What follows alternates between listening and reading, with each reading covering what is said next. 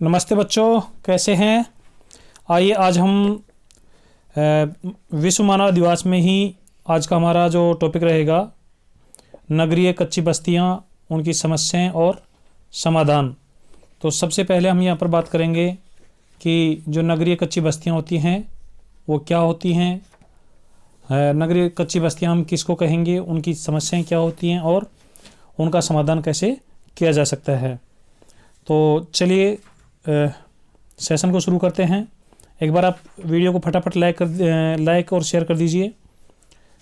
ये रहा मलिन या गंदी बस्ती, इन्हें कच्ची बस्ती भी कहते हैं। अब ये कच्ची बस्ती क्या होती है, देखिए आपने देखा होगा कि जो बड़े शहर होते हैं, बड़े शहरों में जनसंख्या बहुत अधिक होती है, जनसंख्या का घनत्व बहुत ज़्यादा होता है और ग्रामीण क्षेत्रों से लोग वहाँ पर रोज़गार की तलाश में जाते हैं। अब जो लोग रोज़गार की तलाश में जाते हैं, वहाँ रहने के लिए उनकी जो आवास की व्यवस्था है वो शहर के बाहरी क्षेत्रों में कर लेते हैं। तो बाहरी क्षेत्र में ही इन बस्तियों का विकास होता है। आइए देखते हैं कैसे होता है। शहर का वह आवासीय क्षेत्र जहाँ का रहन सहन निम्न स्तर का होता है, यानी कच्ची बस्तियां जो होती हैं उनका जो रहन सहन होता है वो निम्न स्तर का होता है, कच्ची या गंदी बस्ती कहलाती है। ये बस्तियां सामान्यतः रेल मार्गों, सड़कों, नालों आदि के सहारे अनियोजित रूप से विकसित अस्थायी अथवा स्थायी छत से बनी झोंपड़पट्टियां होती हैं। यानी जो कच्ची बस्तियां होती हैं उनमें कच्ची छत वाली, अस्थायी छत वाली छोटी छोटी झोंपड़ियां होती हैं और उन झोंपड़ियों के मिलने से एक बस्ती का निर्माण हो जाता है। और ये जो बस्ती होती है ये अनियोजित रूप से विकसित हो जाती है, यानी बिना किसी प्लानिंग के ही ये विकसित हो जाती है।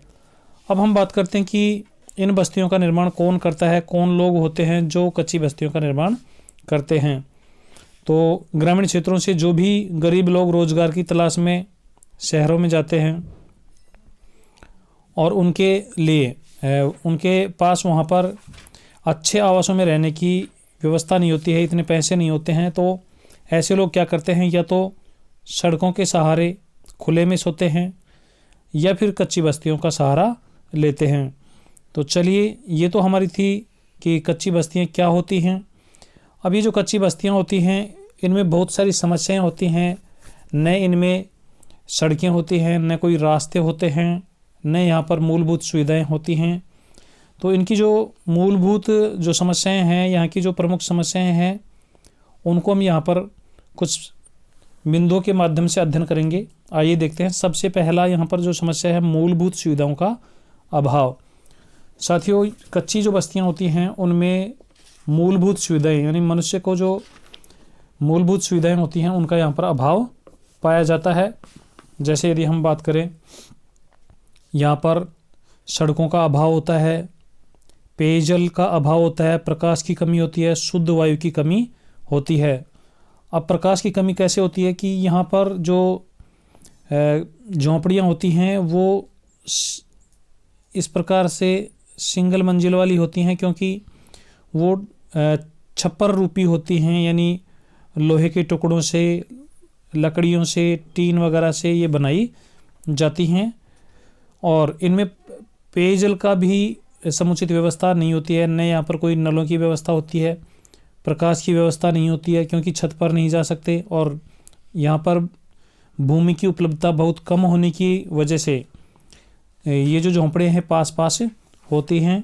खुली जगह यहाँ पर बिल्कुल न के बराबर होती है। शुद्ध वायु की कमी होती है। एक ही झोंपड़ी में 8 से 10 और कई बार तो पूरा परिवार एक ही झोंपड़ी में निवास करता है, इसलिए ये जो क्षेत्र होते हैं ये अस्वास्थ्यपूर्ण होते हैं, अच्छे क्षेत्र नहीं होते। इसी के साथ यहाँ पर यदि हम देखें तो शिक्षा हेतु यहाँ पर विद्यालयों का अभाव होता है। यहाँ पर यहाँ के जो बच्चे हैं उनके शिक्षण के लिए किसी प्रकार की विद्यालय यहाँ पर नहीं होती हैं, तो यहाँ के जो बच्चे हैं उनको शिक्षा प्राप्त नहीं हो पाती है और शिक्षा के अभाव में ये जो बच्चे हैं ये छोटी उम्र में ही बाल श्रम करने लगते हैं। अब आप कमेंट करके बता दीजिए कि आपने कभी ऐसी बस्तियों का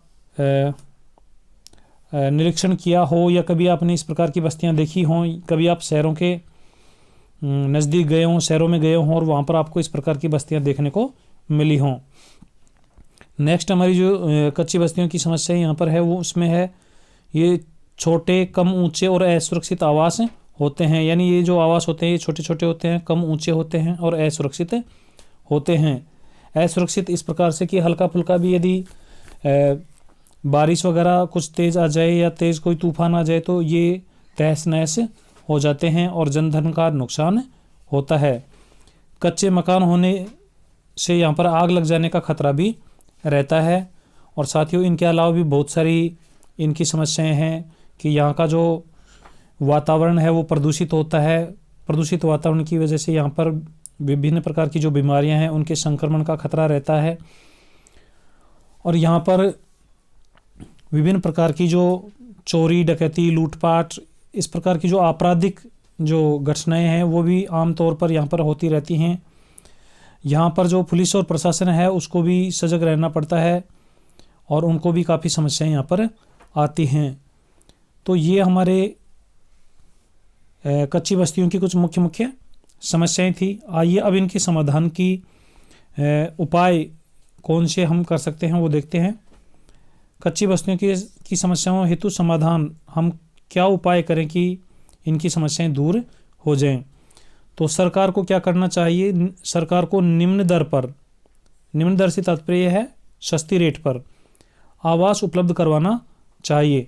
यानी ये जो कच्ची बस्तियों की जो जगह है, जो भूमि है, उस पर बहुमंजिला आवास बनाकर और यहाँ के जो निवासी हैं उनको सस्ती दरों पर वो उपलब्ध करवा दिए जाने चाहिए, जैसे कोटा और अहमदाबाद में हुआ है। इसी प्रकार स्वच्छ पेयजल की नियमित आपूर्ति सुनिश्चित की जानी चाहिए। सरकार को चाहिए कि कच्ची बस्तियों में रहने वाले जो लोग हैं उनके लिए नियमित रूप से स्वच्छ पेयजल की आपूर्ति सुनिश्चित की जाए। उसके लिए या तो नल की व्यवस्था यहाँ तक की जाए या फिर टैंकरों के माध्यम से यहाँ के जो निवासी हैं उनको स्वच्छ पेयजल उपलब्ध करवाया जाना चाहिए, ताकि दूषित जल से होने वाली जो बीमारियां हैं उनको यहाँ पर नियंत्रित किया जा सके। थर्ड, यहाँ पर जो हमारा उपाय है महानरेगा की तरह, जैसे ग्रामीण क्षेत्रों में महानरेगा चलता है और उसमें एक न्यूनतम मजदूरी निर्धारित करके लोगों को रोजगार उपलब्ध करवाया जाता है, उसी प्रकार से शहरी क्षेत्रों के लिए भी, कच्ची बस्तियों के लिए भी महानरेगा की तरह कोई इस प्रकार का न्यूनतम मजदूरी कार्यक्रम यहाँ पर चलाया जाना चाहिए, जिससे यहाँ के निवासियों को रोजगार मिल सके और ये अपनी आर्थिक स्थिति को सुधार सके। नेक्स्ट हमारा है कच्ची बस्ती में विद्यालय खोलकर शिक्षा की व्यवस्था की जानी चाहिए।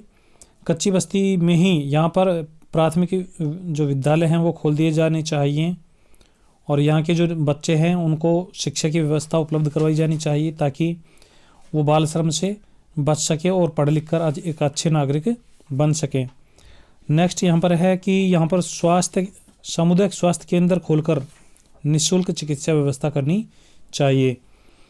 यानी कच्ची बस्ती के नज़दीक ही सामुदायिक स्वास्थ्य केंद्र होने चाहिए, ताकि यहाँ के जो निवासी हैं उनको चिकित्सा सुविधा उपलब्ध हो सके। अब सामान्यतः क्या होता है कि बड़े शहरों के ये जो कच्ची बस्ती के निवासी हैं शहर से थोड़ी दूरी पर स्थित होने की वजह से हल्की फुल्की बीमारी होने पर ये सामान्यतः चिकित्सा या इलाज नहीं ले पाते हैं और फिर धीरे धीरे वो बीमारियां बढ़ती जाती हैं और गंभीर रूप धारण कर लेती हैं। तो सरकार को चाहिए कि इनके आसपास ही सामुदायिक स्वास्थ्य केंद्र खोल दे, जिससे इनको चिकित्सा सुविधा उपलब्ध हो सके। इसी प्रकार यहाँ पर जो सड़कें हैं उनको पक्का बनाया जाना चाहिए, चौड़ी की जानी चाहिए, पार्क की व्यवस्था होनी चाहिए। तो इस प्रकार से यदि सरकार थोड़ा इधर ध्यान दे तो कच्ची बस्ती की जो समस्याएं हैं उनको दूर किया जा सकता है। और सबसे जो महत्वपूर्ण जो समाधान का उपाय है वो तो सबसे अच्छा ये है कि यहाँ पर बहुमंजिला इमारत सरकार को बना देनी चाहिए और यहाँ के जो निवासी हैं उनको सस्ती दरों पर वो आवास उपलब्ध हो जाएं।